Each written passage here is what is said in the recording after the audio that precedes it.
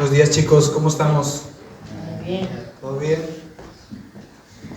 Pues la verdad, sí, como decía May, es un gusto y un placer, un privilegio para mí estar aquí con todos vosotros en esta mañana. Y fíjese, cuando Jesús enseñó a sus discípulos a orar, Él enseñó el Padre Nuestro, ¿no? No sé si ustedes lo saben, pero el Padre Nuestro dice, danos hoy nuestro pan de cada día, o dicho de otra manera, dice, el pan de cada día, danoslo hoy.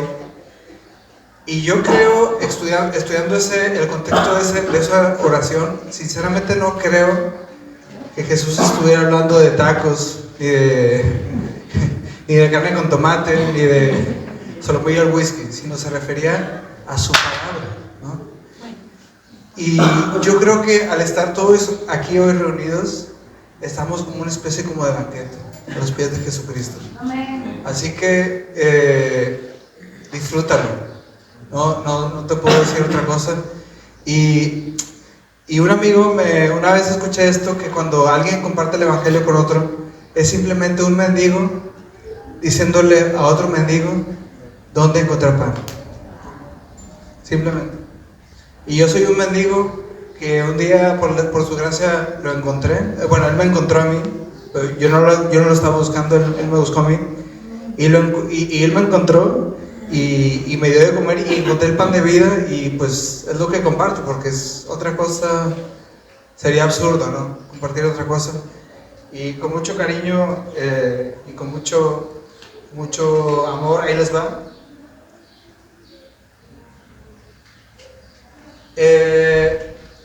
El perdón de la justicia, le he puesto de título a esta palabra. El perdón de la justicia, wow, qué título. Y vamos a analizar una historia del Antiguo Testamento. Yo normalmente suelo predicar sencillo y cosas del Nuevo Testamento de Jesús, de los evangelios, pero vamos a ver un poquito la vida de José. ¿Cuántos saben la historia de José? El soñador. ¿Y cuántos no saben? Bueno, hay uno que sabe y otro que no sabe. Voy a asumir que no sabe. Y vamos a ir, por favor, a Génesis capítulo 37.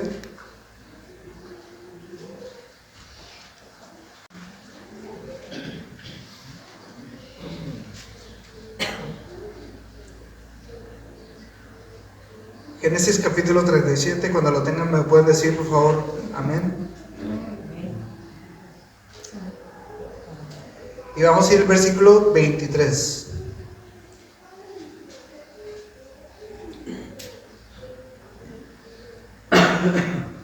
Sucedió pues que cuando llegó José a sus hermanos, ellos quitaron a José su túnica, la túnica de colores que tenía sobre sí, y le tomaron y le echaron en la cisterna, pero la cisterna estaba vacía, no había en ella agua.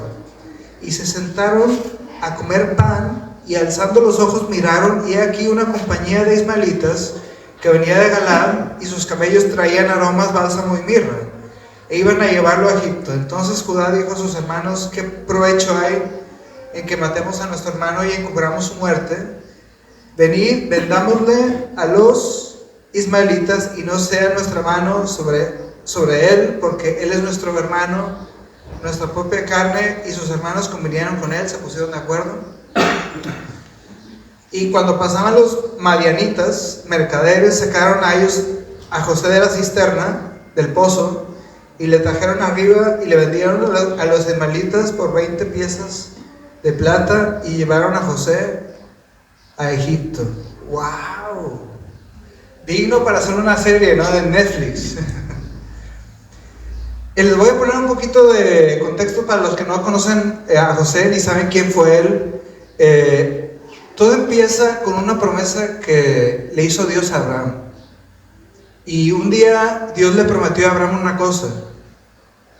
Le dijo: Abraham, tu descendencia va a ser como la arena del mar, va a ser incontable.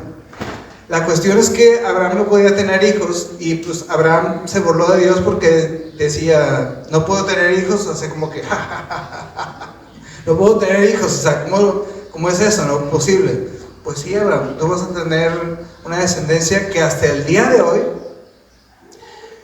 a través del pueblo de Israel y a través del Mesías que iba a venir, y a través de ese sacrificio que él hizo, tú y yo estamos aquí hoy. O sea, nosotros hoy somos el cumplimiento de esa promesa que Dios le hizo a Abraham, ¿no? Y quiero que pienses, de aquí en adelante pienses una cosa. Cuando tú leas una historia en la Biblia, todo tiene que ver con un plan maestro, un plan perfecto, y cada historia es una especie como de pieza en un rompecabezas gigante. Y tu vida es una pequeña piececita de ese rompecabezas gigante, en el cual está el plan maestro, divino, perfecto de Dios. Él sabe todo, y Él sabe esa piececita dónde va a ir, ¿no? Y esta es la vida de José, es una pequeña, gran pieza. Y cuando Dios le promete eso a Abraham, Abraham tiene un hijo por un milagro que se llama Isaac. Y después Isaac tiene un hijo, Jacob. Jacob tiene muchos hijos. Y el penúltimo se llamó José. Y el último fue Benjamín. Por eso los benjamines, normalmente la gente dice, ay, el Benjamín, el más chico, ¿no? El hijo más chico. Entonces José fue el penúltimo.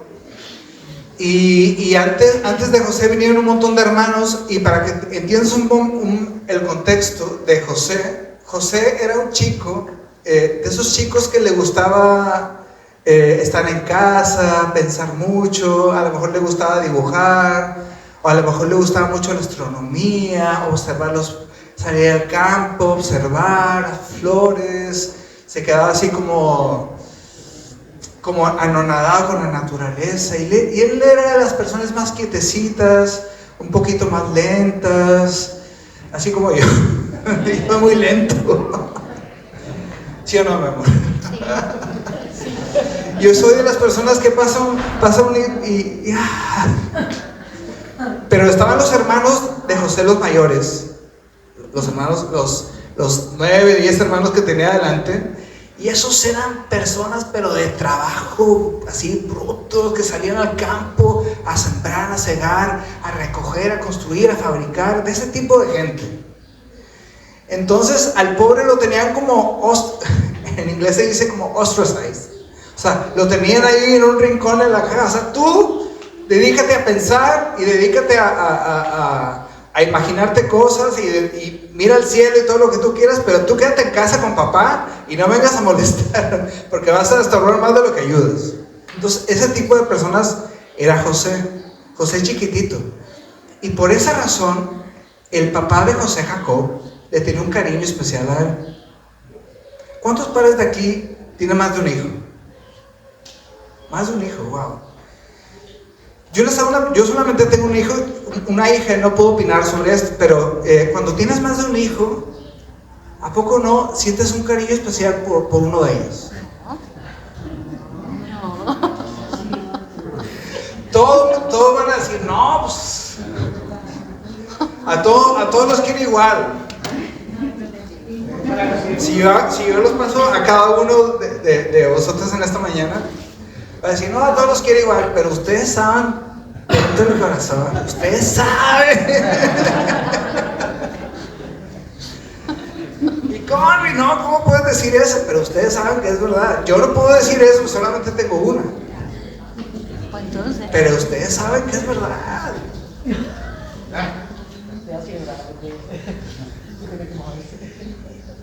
Y en este caso, con el que conectaba más el favorito de Jacob era José. Y dice la Biblia que Dios le hizo una túnica de muchos colores. Jacob se la regaló a José. Y a causa de eso, los hermanos de José le empezaron a tener mucha envidia y mucho coraje. Y resulta que pues planean matarlo, lo quieren matar, ¿no? Por la envidia que le tenían. Y de repente dice uno, bueno, pues no hay que matarlo, vamos a venderlo como esclavo por 20 piezas de plata. Es lo que dice la Biblia. ¿Por cuánto lo vendieron? Por 20 piezas de plata lo vendieron. ¿Te suena eso algo? ¿A qué te suena? Al Señor Jesús, ¿no? Lo vendieron por dinero, por 20 piezas de plata. Bueno, ese es el contexto de la historia. Por eso le tenían coraje, por eso le tenían envidia y por eso lo vendieron a como esclavo a José. Entonces el pobre pues se fue a esclavo a Egipto. Y fíjate, quiero decirte una cosa, que aun cuando José fue vendido como esclavo, hay un versículo, hay un pasaje bastante interesante en el capítulo 39. Sigue la historia y fíjate lo que dice el versículo 1 al 3 del capítulo 39. Dice: llevado pues José a Egipto, Potifar, oficial de Faraón, capital de la guardia, varón egipcio, lo compró a los ismaelitas que lo habían llevado allá.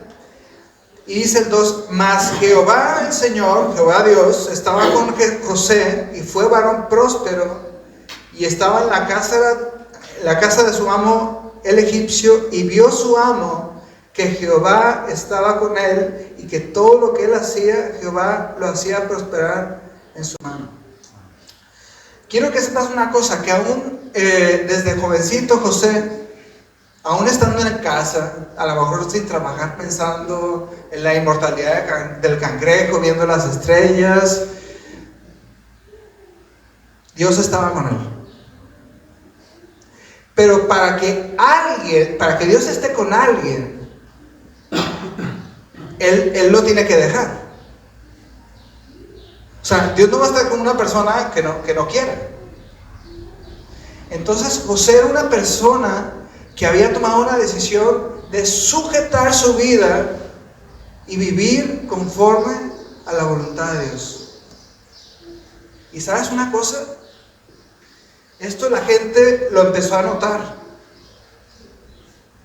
O sea, la gente que no conocía a Dios, la gente que no vivía conforme a las cosas del Señor, en ese entonces, todavía Jesús no había venido, la gente se empezó a dar cuenta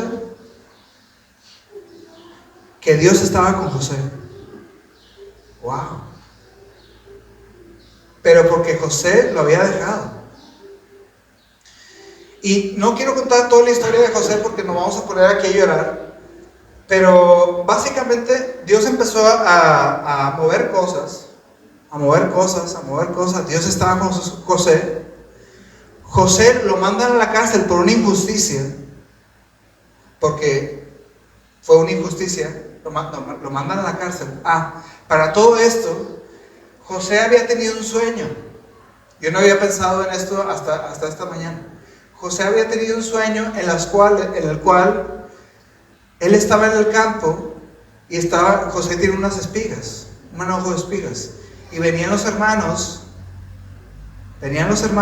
y cada hermano tenía un manojo de espigas, y las espigas de los hermanos, los manojos de espigas, se inclinaban ante José, y a José se le ocurre contarle ese sueño a sus hermanos.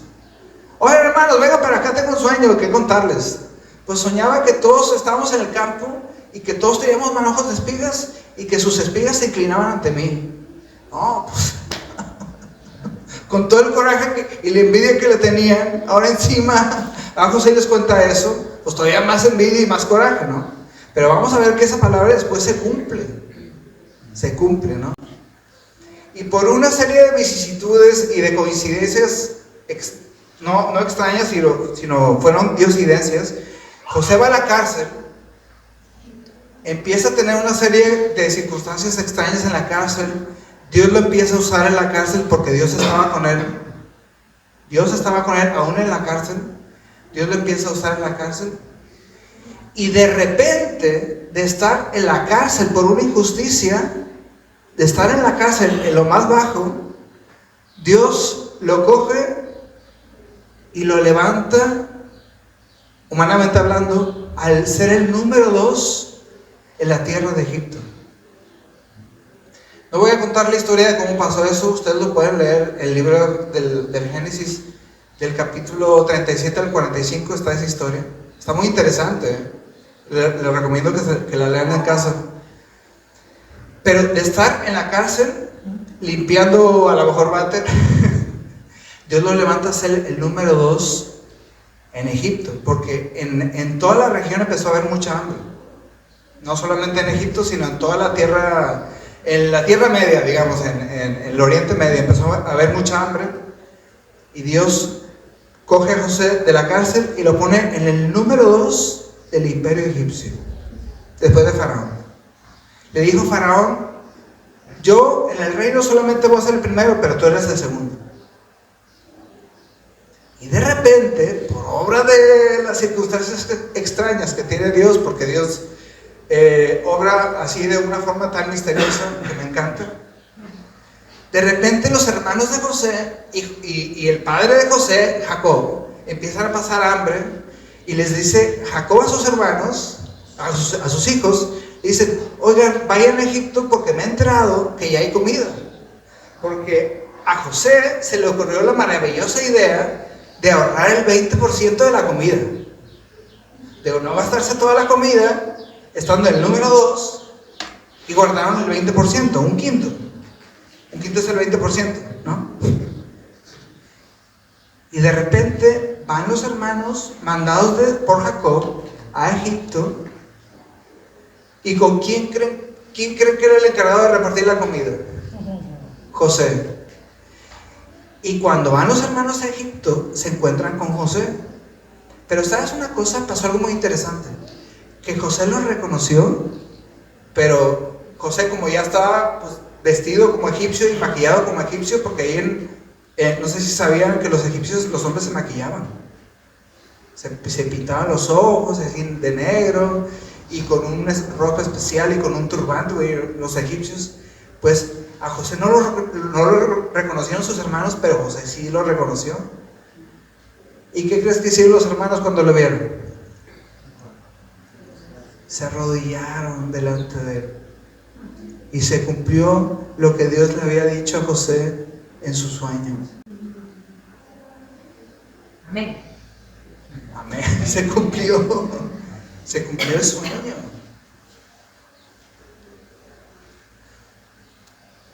Y quiero que entiendas una cosa. Esta es una historia de misericordia y perdón, pero quiero que entiendas que después vamos a leer ahora el propósito y realmente el valor de la historia. Pero quiero que sepas que para que haya perdón y para que haya misericordia y para que haya un perdón verdadero, primero tiene que haber justicia. Por eso la predicación se llama el perdón de la justicia. Porque es solamente a través de la justicia que se obtiene el perdón. Y ahora lo vamos a ver por qué. Pues José se da cuenta de este hecho, se da cuenta que eran ellos no se dan cuenta que era él. Y al principio como que yo creo que la carne, porque después de haber recibido el palo pues en la carne, José los empieza a tratar mal sin saber ellos que era José. Los empieza a tratar mal: no, ustedes me están engañando, vienen a pedirme comida, pero en realidad son espías que vienen aquí a espiar cómo le estamos haciendo, y ustedes son los mentirosos, y a la cárcel. Y imagínate los pobres: no, de verdad, venimos por comida, no tenemos nada, tenemos hambre, venimos a comprar comida. Sacaron el dinero, iba a decir dinero, el oro, el cobre, todo lo que tenían. No, ustedes son unos mentirosos. A ver si es verdad, a ver lo que dicen ustedes, que tienen un hermano ahí suelto, allá que lo dejaron atrás, en donde vienen ustedes, tráiganmelo. Y como garantía, uno de ustedes se va a ir a la cárcel. De garantía, para que no se escapen, ¿verdad? Para que regresen. Y fueron a por el hermano. Uno se quedó en la cárcel y trajeron al hermano. Y cuando trajeron al hermano, a Benjamín, pues imagínense, José con Benjamín de chiquitos, viéndolo jugar. Ya después de grandes, dice la Biblia que José vio a su hermano, a Benjamín el pequeño, y que cuando lo vio, tuvo que irse en ese momento a llorar. Se conmovió, se quebró, y dice que todo el mundo estaba asustado de lo fuerte que estaba llorando José. Imagínense, ¡ah! Y todo el mundo asustado. Y dice la Biblia que ahí ya José se confiesa con ellos. Y vamos a leer ese pasaje en Génesis capítulo 45.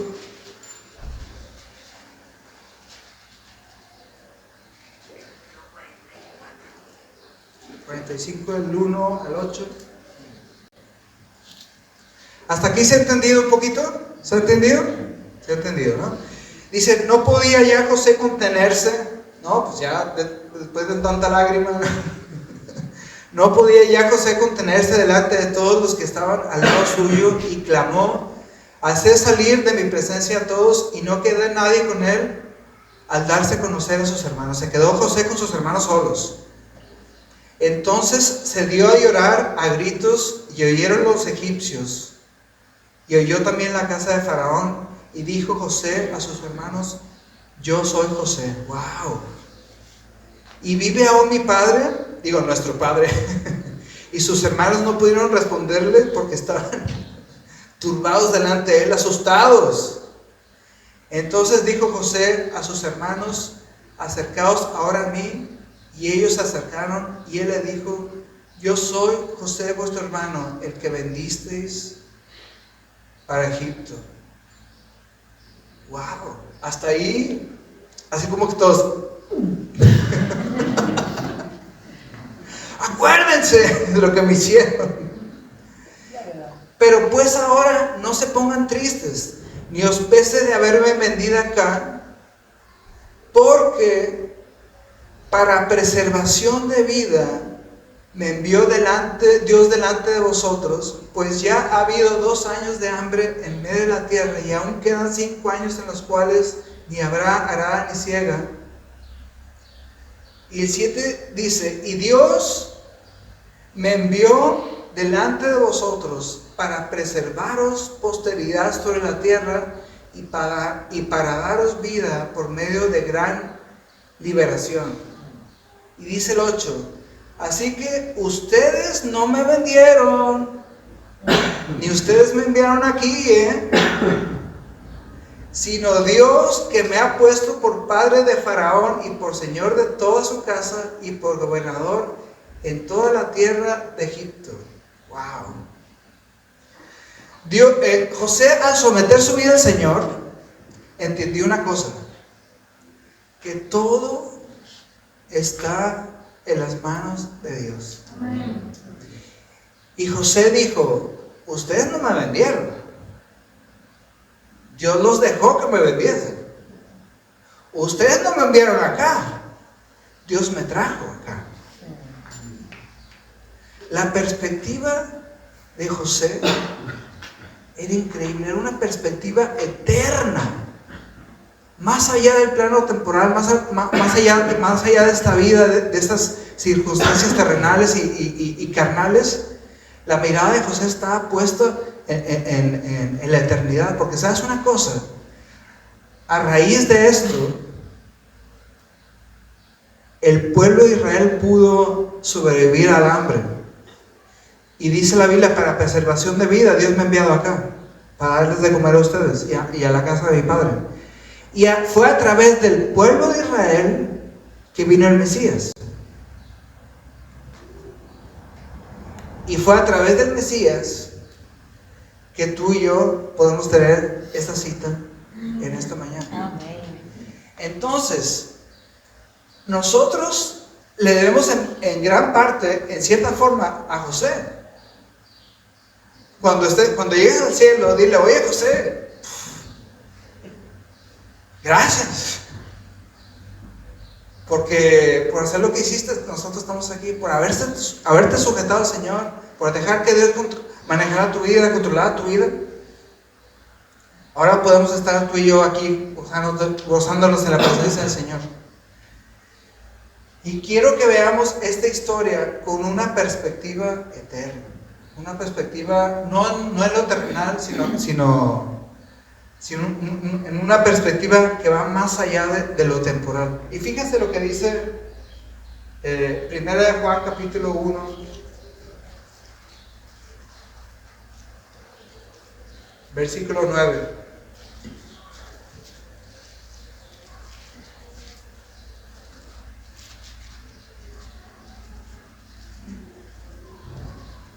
Aquí hay dos palabras que me llaman mucho la atención: justo y perdonar. Dice, si confesamos nuestros pecados, Él es buena onda para perdonar nuestros pecados y limpiarnos de toda maldad. ¿Qué es lo que dice? Fiel y justo. No dice, Él es amoroso, aunque es amoroso. No dice buena onda, aunque es buena onda. Dice, Él es fiel y justo para limpiarnos de toda maldad.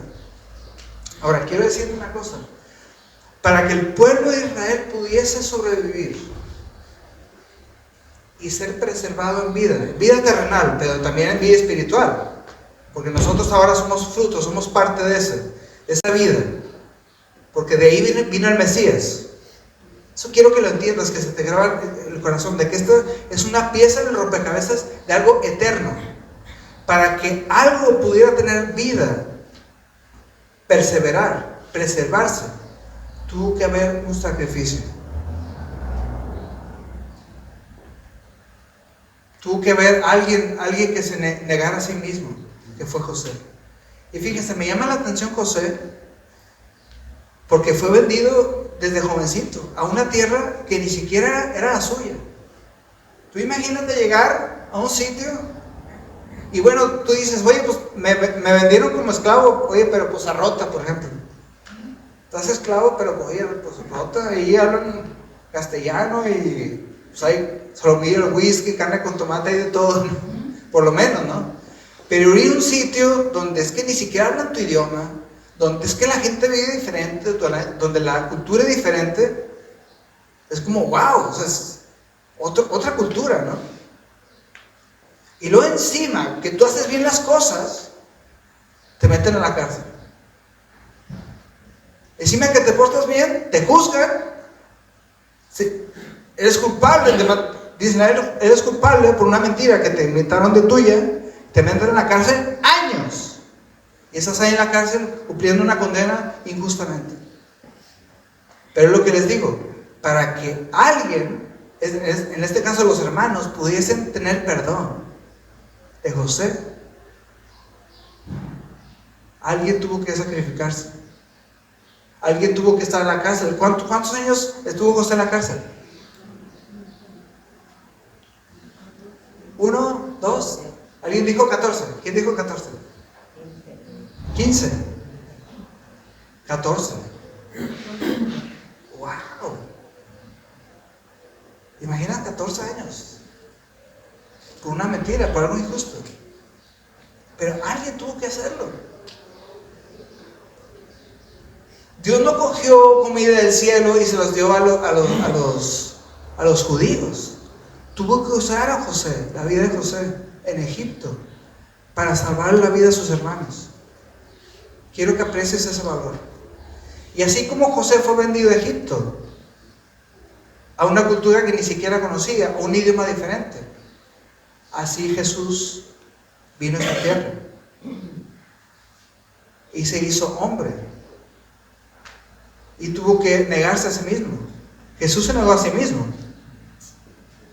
Jesús tomó su cruz. Y Jesús vivió una vida perfecta. Dios estaba con él. Es más, dice la Biblia que Jesús decía, todo lo que yo hablo, no lo hablo de mí mismo, sino para hablar lo que yo les hablo, yo tengo que primero con Dios, consultarle a Dios, Él me habla y ahora sí yo les hablo. O sea, que su vida estaba en perfecta consonancia con lo que le decía el Padre. Estaba sujeto a la voluntad del Padre. Es más, Jesús dijo una vez en el huerto de Getsemaní, Padre, sinceramente, parafraseando, como que no me apetece mucho ir a la cruz y dar mi vida, pero yo no quiero hacer lo que yo hago, sino quiero hacer lo que tú haces. Es decir, se negó a sí mismo. Porque humanamente hablando de la carne, ¿a quién le apetece pasar por una cruz? ¡Ay, sí, yo mañana me voy a la cruz! ¡Ay, qué alegría! Nadie. Sería una locura, no tiene lógica. Pero tuvo que hacer Jesús eso, tuvo que vivir aquí entre nosotros, tuvo que estar entre nosotros, vivir una vida perfecta, ser juzgado injustamente y sufrir lo que sufrió, pasar todo lo que pasó, para que tú y yo, hoy nosotros podamos tener una oportunidad de ser perdonados. Y les voy a poner un ejemplo para que me entiendan lo que les quiero tratar de decir en esta mañana.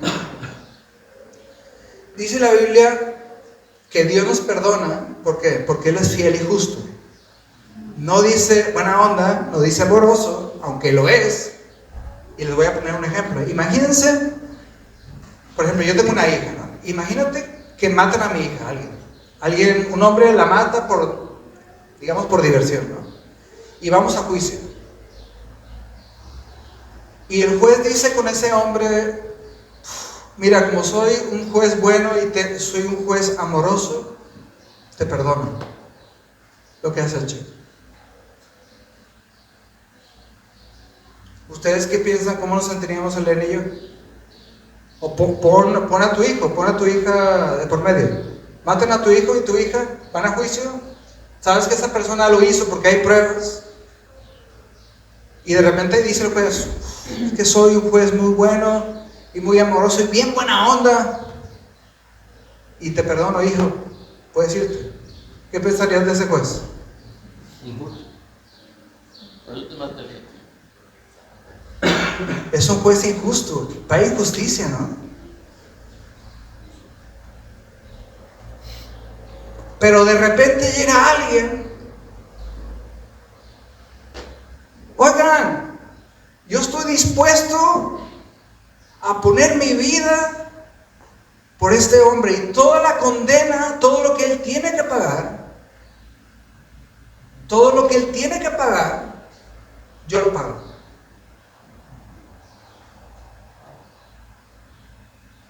Y se pone este hombre en el juicio y da su vida, toma el lugar de este hombre.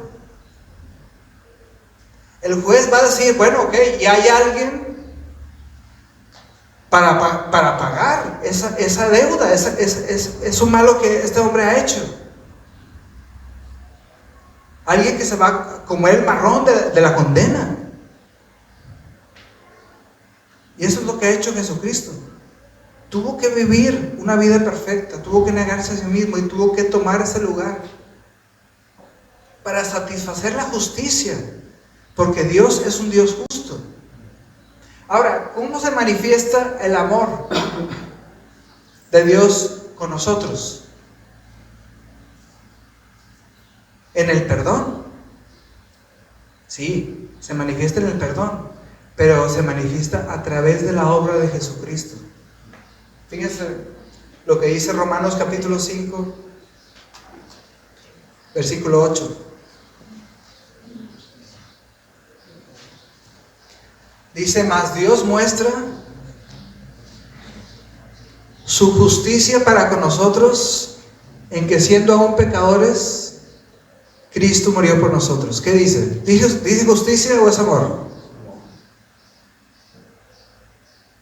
Bueno, en otras palabras yo le pondría perdón.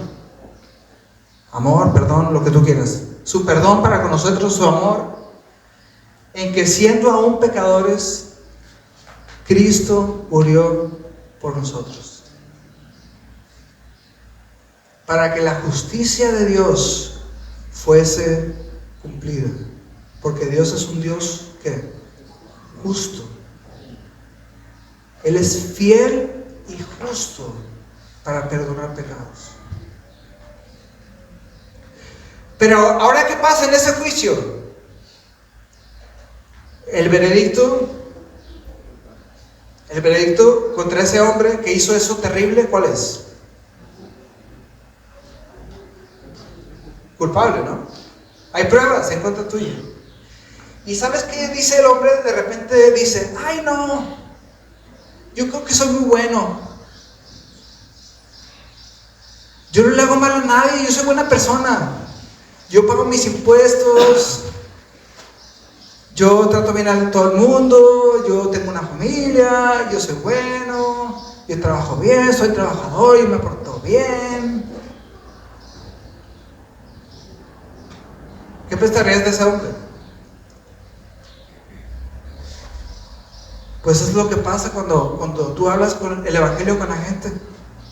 Tú eres pecador, tú necesitas a Cristo. Fíjate todo lo que Él pasó. Él tomó tu lugar porque somos pecadores. Ay, no, yo creo que soy muy bueno. El otro día estaba hablando con un cliente, ya le he cogido cariño. De esos clientes que dices, ay, le empiezas a coger cariño y encima es músico. Él es vocalista de un grupo que hace un tributo a Triana, una banda de rock andaluza muy antigua, y él hace un tributo y canta igualito. Y yo le dije, hace poco yo le dije, oye, pues yo quiero hablar contigo del evangelio, ¿verdad? Y voy a hablar del evangelio. Y le hablé de parte del evangelio y como que dice, ya empiezan las justificaciones.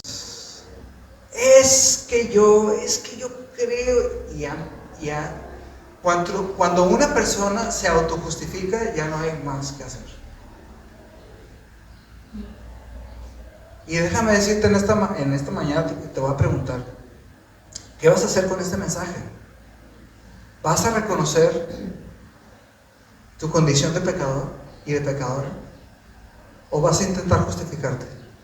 Es que yo no le hago, yo soy bueno, Pero aquí está metido el evangelio, aquí está metido la Biblia, que dice una gran verdad, que tú y yo somos pecadores. Dice la Biblia, por cuanto todos hemos pecado y estamos destituidos de la gloria de Dios. Muchas veces la gente se confunde, el pecado se piensa que son las obras malas, pero el pecado es una condición. Es una condición. Todos somos pecadores. Y por eso Cristo vino, tomó nuestro lugar, por eso José se sacrificó para darnos vida en este lugar. Y yo te pregunto, ¿qué vas a hacer con este mensaje? ¿Lo vas a aceptar y vas a reconocer tu gran miseria de condición? ¿O te vas a justificar una vez más y vas a decir, es que yo soy muy bueno?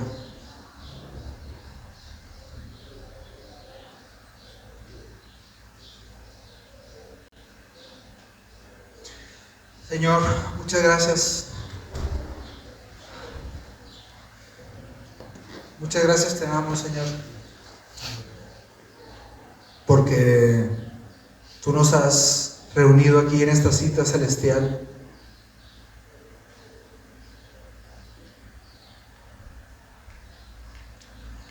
Dice tu palabra, tú una vez les dijiste a tus discípulos, les dijiste, ustedes no me escogieron a mí, yo los escogí a ustedes. Y yo creo que aquí estamos reunidos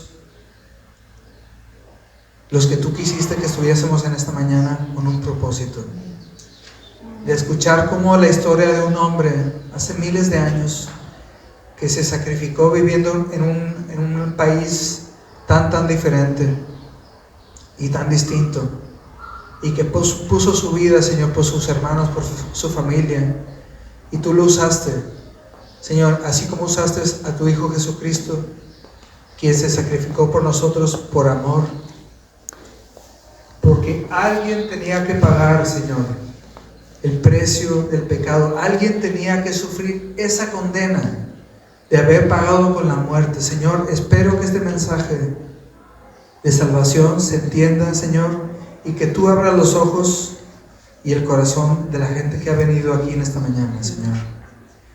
Y yo te pido, Señor, que los que tú has preparado, Señor, de antemano, en esta mañana, para que abran sus ojos espirituales y puedan conocerte, Señor, tú los bendigas en esta mañana. En el nombre de Jesús, Señor. Yo sé que aquí hay gente que ha venido, Señor, a conocerte, a tener un encuentro contigo, Señor. Enséñales cuánto, por favor, tú los amas. cuánto tú los amas, Señor. Que reconozcan que son pecadores, Señor. Y reconocemos hoy una vez más que somos pecadores, Señor. Y que necesitamos cada día, Señor, de tu misericordia. Señor, te pedimos que nos sigas hablando cada día, Señor, en el nombre de Jesús, Señor. Y yo te pido, Señor, en esta mañana, que tú hagas lo que ningún predicador puede hacer, que es el de convencer a la gente de pecado, de justicia y de juicio con tu Espíritu Santo, Señor. Te pido que tu Espíritu Santo sea el que convenza, no mis palabras, sino que sea tu Espíritu Santo el que convenza a cada persona que está aquí, Señor, los que tú tenías preparados, Señor, en este día, Señor, para que recibiesen tu palabra, Señor. Y prometemos darte toda la gloria y toda la honra, porque tú eres digno. No hay nadie como tú, Señor.